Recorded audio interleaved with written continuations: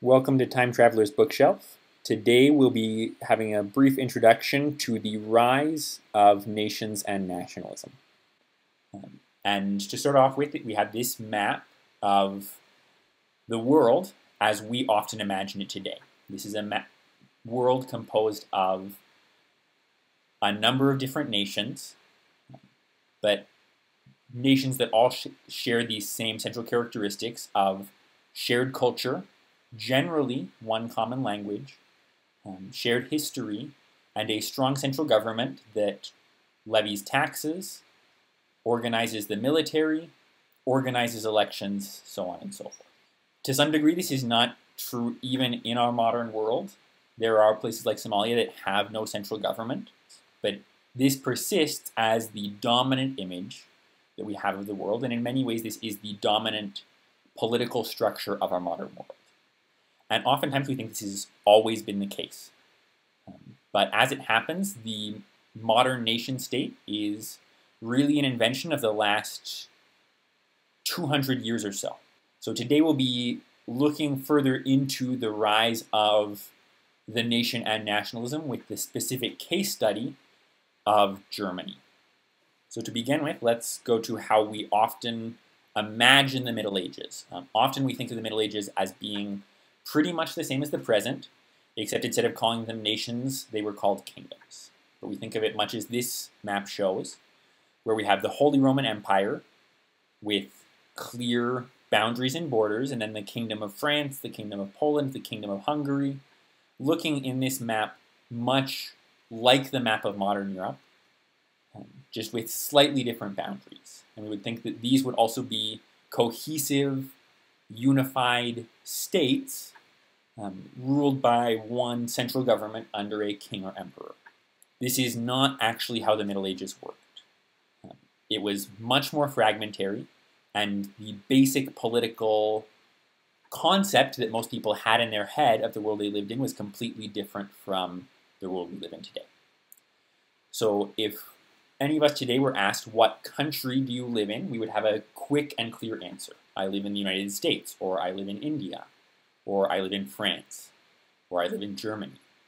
If we were living in the Europe of the Middle Ages, specifically in the Holy Roman Empire, the answer to that question would have not been clear at all. As we see here in a map of the Holy Roman Empire in 1416, the Holy Roman Empire was not one homogeneous unit ruled by one central government. It was a checkerboard of hundreds of different small units ruled by different small localized leadership. And it was governed in what we call today the feudal system. This was a system based on fealty, or in other words, loyalty or allegiance of individuals to other individuals. So it was a system of politics based on human relationships. And so if you ask someone living somewhere in the Holy Roman Empire in 1416, what country do you live in, they would have had no answer for you. But if you ask them, who are you loyal to, or who do you swear fealty to, they would have been able to answer very quickly. They would have been able to say, I swear fealty to the Prince of Castile, or to the Elector of Brandenburg, or to the Archbishop of Mainz. And for hundreds of years, this was how Europe was governed. Here we see Europe in 1416, but this system of ruling existed from the early Middle Ages in 800 and 900 AD, all the way up through the late 1700s. Now in the 1700s, many things started to change. The world became more industrial. There were new technologies and new ways of doing business and new ways of interacting. There were new ideas. The Enlightenment was taking place, and new theories about human nature and human relationships and political organization were spreading like wildfire. And with these new ideas and these new ways of doing things came new ideas about how people should relate to each other in terms of government and in terms of politics. And one of these big ideas is the idea that is so prevalent today of nationalism. And the basic idea of this was that tons of people from these different little kingdoms and duchies and bishoprics started saying, what if instead of being loyal to our local prince or our local duke, we owed our loyalty to a larger idea of being German? If instead of being divided into all these little different territories, we had one country that its borders would be decided by where people speak German, and that its political structures would be about German nature and German identity. And similar thoughts were happening in other regions of Europe, in France, in the Italian states, which were a similar crazy checkerboard, and all over. And in Germany, it took many different factors for these ideas of nationalism to become new actual political structures in a new country known as Germany. And we're now going to go through some of those specific factors and kind of the practical causes and more pragmatic things that pushed this big idea into existence. So to start with, in the early 1800s, major changes occurred in Germany due to one man, Napoleon Bonaparte. And Napoleon conquered Europe and thus swept away a lot of the former political structures and a lot of the former political organization. And so during his brief reign, instead of being hundreds of different separate political little states and duchies and principates and so on, Napoleon organized all of this German territory into what he called the German Confederation. And it still had some divisions, and was divided into a few larger kingdoms that kind of clumped together many of those smaller states.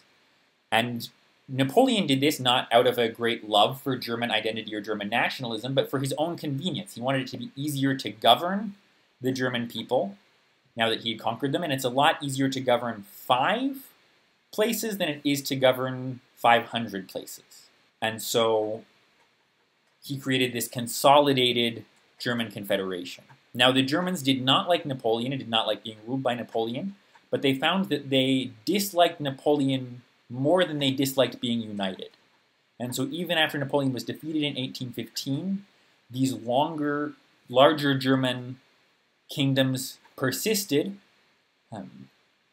and the German states continued to cooperate in this confederation as a way of moving and keeping themselves from being pushed around by other more united countries, like France. And within this new German Confederation, there were very many people who started to think, we're all German, we all have these shared culture, these shared history, these shared stories, and we should be politically united as well in one Germany. And some of these people were dreamers and storytellers like the Brothers Grimm, and some of these people were very hard-nosed, practical, politically minded people. But it was the hard-nosed, practical people who were able to make the changes necessary to create a country of Germany. And one of these very practical people was Otto von Bismarck. And Otto von Bismarck, he was the prime minister of the Kingdom of Prussia.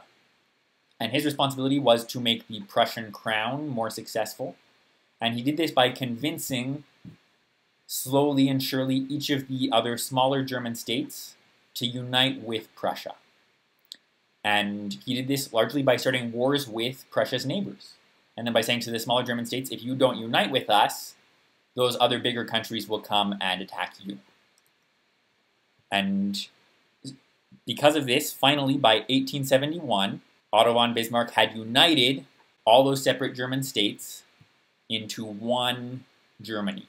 The borders of this Germany, as you'll see here, are different than the borders of Germany today, but the work of moving from this fractured individual checkerboard into one nation that was, the nation of the united German people, where everyone thought of themselves as German, had been accomplished. Thank you very much for listening to this, and feel free to join me next week as we discuss the role of nationalism in World War I.